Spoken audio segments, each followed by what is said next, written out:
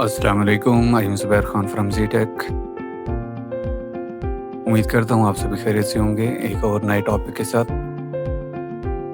15 pro max device है जो कि रीस्टार्टिंग रिलेटेड प्रॉब्लम में हमारे पास आया है, जो कि 2 से 3 मिनट बाद रीस्टार्ट हो रहा है फ़ोन। आज हम इस प्रॉब्लम को फिक्स करेंगे और प्रॉब्लम को डायग्नोस करके मैं आपको समझाऊँगा कि आया कि इस फ़ोन में प्रॉब्लम क्या था और कैसे हमने इसको फिक्स किया। पैनिक को रीड करते हैं। पैनिक को रीड करने के बाद जो इसमें पैनिक बन रहा है, जो आप अपनी स्क्रीन के ऊपर देख सकते हैं, ये पैनिक इंडिकेट कर रहा है। तो let's see what happen with this phone. Check करते हैं कि चूँकि ये पैनिक जो इंडिकेट कर रहा है, ये barometer related sensor related issue मुझे डिटेक्ट हो रहा है। तो वेरीफाई करते हैं। वेरिफिकेशन करने के बाद मैं आपको चेक कराऊँगा कि इस फ़ोन में प्रॉब्लम क्या था और कैसे हमने फिक्स किया है। आप देख सकते हैं ये फ़ोन मॉडिफाई किया हुआ है और इसके साथ चूँकि ये मॉडल यूएसए मॉडल है विदाउट सिम के, तो इसके ऊपर सिम लगा के थोड़ी मॉडिफिकेशन करने की कोशिश की गई है। तो अक्सर ये भी प्रॉब्लम आता है फ़ोन में, जब आप फ़ोन को मॉडिफाई करने की कोशिश करते हैं तो उसमें कोई ना कोई प्रॉब्लम डिटेक्ट हो जाता है, कोई ना कोई इशू आ जाता है, जिसकी वजह से आपको ये प्रॉब्लम फेस करने पड़ सकते हैं।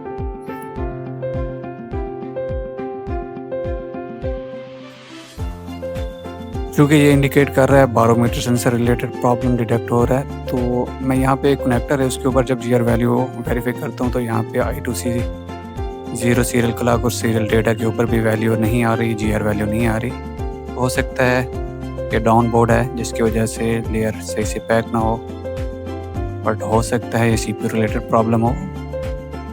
अब जब चार्जिंग फ्लेक्स में कनेक्टर के ऊपर मैं जीआर वैल्यू चेक करता हूँ तो कुछ वेरिफिकेशन करने के बाद सारी जीआर वैल्यू वेरीफाई कर लेता हूँ।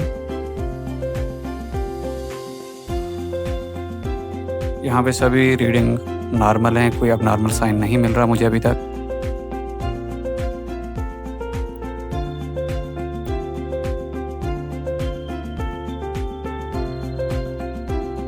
ओके, यहाँ पे एक पिन नंबर है, पिन नंबर 4, जिसके ऊपर जीआर वैल्यू अब नॉर्मल है, जो कि 348 तक जीआर वैल्यू होनी चाहिए, बट यहाँ पे नहीं आ रही, जो कि बारोमीटर सेंसर रिलेटेड ये इंटरप्ट लाइन है जिसके ऊपर 1.8 वोल्टेजेस होने चाहिए और ये CPU रिलेटेड सिग्नल है। बट पिन नंबर 4 के ऊपर ना ही जीआर वैल्यू मुझे मिल रही है और ना ही वोल्टेजेस मिल रहे हैं। तो let's see according to schematics इस सिग्नल को फॉलो करते हैं और देखते हैं। जैसा कि आप देख सकते हैं कि ये बारोमीटर रिलेटेड एक इंटरप्ट सिग्नल है जिसके ऊपर जीआर वैल्यू 348 तक होनी चाहिए और 1.8 वोल्टेजेस भी होने चाहिए, बट यहाँ पे मुझे साइन मिल रहा है जो कि CPU रिलेटेड है। CPU से ये सिग्नल डिस्कनेक्ट है या CPU रिलेटेड कोई प्रॉब्लम है। चूँकि हमने प्रॉब्लम को वेरीफाई कर लिया है और हमें कंफर्म है कि जब तक हम CPU को रिमूव नहीं करेंगे प्रॉब्लम हमें वेरीफाई नहीं होगा। तो इस तरीके से एक शॉर्टकट मेथड भी है, अगर कोई इंटरप्ट सिग्नल CPU से डैमेज है या प्रॉब्लम है तो आप उसको बाईपास भी कर सकते हैं, लेकिन वो मैं उसके लिए एक प्रॉपर वीडियो बनाऊंगा।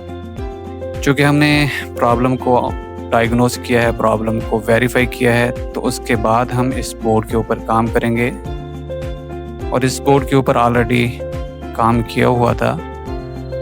बोर्ड की हालत भी फिजिकली कुछ ठीक नहीं नज़र आ रही थी, कंपोनेंट भी काफ़ी सारे डैमेज थे। वेरिफिकेशन करने के बाद हम इसके CPU को रिमूव करेंगे। CPU रिमूव करने के बाद हम इसको दूसरे बोर्ड के ऊपर शिफ्ट करेंगे, क्योंकि ये इस बोर्ड की फिजिकली कंडीशन मुझे सही नहीं लग रही। क्योंकि हम उस बोर्ड के ऊपर AC बोर्ड को भी रिपेयर कर सकते हैं, कोई इशू नहीं है, बट इस बोर्ड को रिपेयर करने के बाद इसमें 2 से 3 और प्रॉब्लम निकल आएंगी। इससे अच्छा है अगर बोर्ड ये सही कंडीशन में होता तो मैं इसी बोर्ड को रिपेयर करता और इसी के ऊपर ही प्रोसेसर लगाता।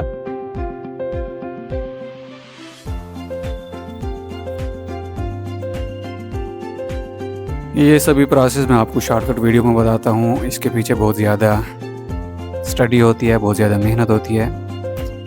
हम पहले प्रॉब्लम को डायग्नोस करते हैं और मैं कोशिश करता हूं कि आपको शॉर्टकट वीडियो में ये बता सकूँ कि हमने कैसे प्रॉब्लम को डायग्नोस किया और कैसे प्रॉब्लम को फिक्स किया, ताकि अगर कुछ भी आपको हेल्प मिलती है तो आप मुझे दुआओं में ज़रूर याद रखिएगा।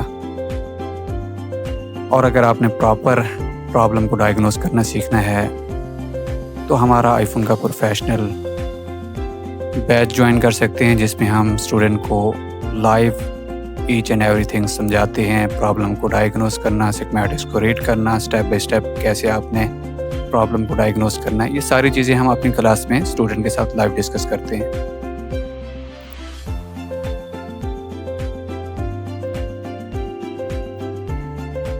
आगे का प्रोसेस जो है आपको पता है, हमने जस्ट सीपीयू को रिमूव करना है और देखना है कि शायद फिजिकली इसका कोई ट्रैक डैमेज तो नहीं है, क्योंकि एक सिग्नल था बारोमीटर रिलेटेड इंटरप्ट लाइन का, जो कि जीआर वैल्यू मुझे अब नॉर्मल मिल रही थी, लेकिन चूँकि ये कोई मुझे ट्रैक इसका डैमेज नज़र नहीं आ रहा। समटाइम ओवर हीट होने की वजह से या ड्राई सोल होने की वजह से कुछ ट्रैक जो है डिस्कनेक्ट हो जाते हैं।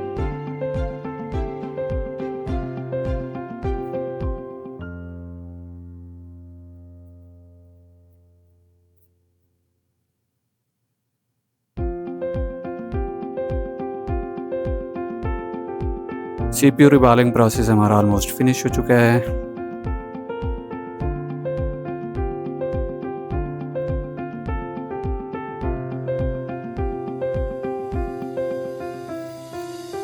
मैंने बोर्ड को ऑलरेडी पहले से रेडी किया हुआ था, तो मैं इसके ऊपर सीपीयू फटाफट से लगा देता हूँ।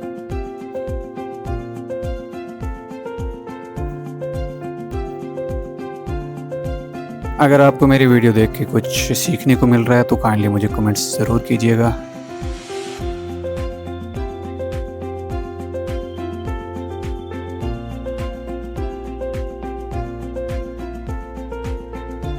नेक्स्ट हम लॉजिक की प्रॉम्प्ट भी शिफ्ट कर लेते हैं। ऐसे केसेस हमारे पास डेली बेसिस पे आते हैं और ऐसे केसेस के ऊपर काम करने का भी मज़ा आता है, क्योंकि ये इंटरेस्टिंग केस होते हैं और इनके ऊपर हम स्टडी करते हैं।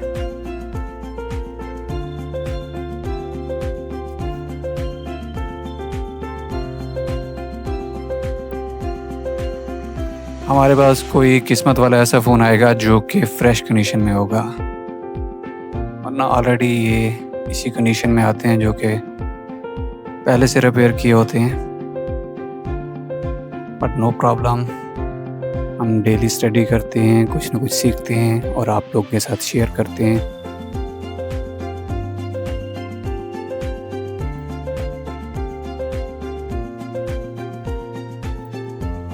ओके, प्रोसेस हमारा कंप्लीट होने के बाद अब यहाँ पे वेरीफाई करते हैं, जो कि पिन नंबर 4 थी उसके ऊपर जीआर वैल्यू नहीं आ रही थी। अब जीआर वैल्यू नॉर्मल है, मींस प्रॉब्लम हमारा सॉल्व हो चुका है।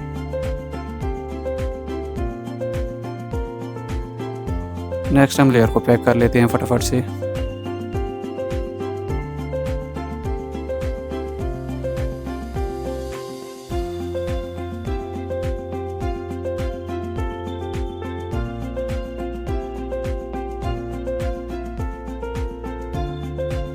अगर आपको कुछ भी पूछना है तो आप कमेंट्स में मुझे बता सकते हैं, अपना कमेंट्स कर सकते हैं, तो मैं कोशिश करूँगा कि आपको रिप्लाई करूँ।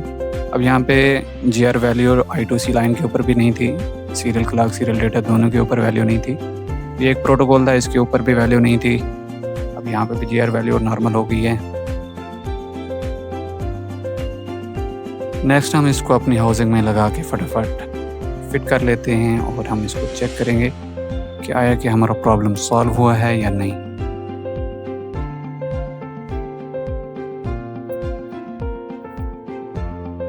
और ऑलमोस्ट प्रोसेस कंप्लीट हो गया है। नेक्स्ट हम इसको वेरीफाई करेंगे, देखते हैं कि हमारा प्रॉब्लम सॉल्व हुआ है या नहीं।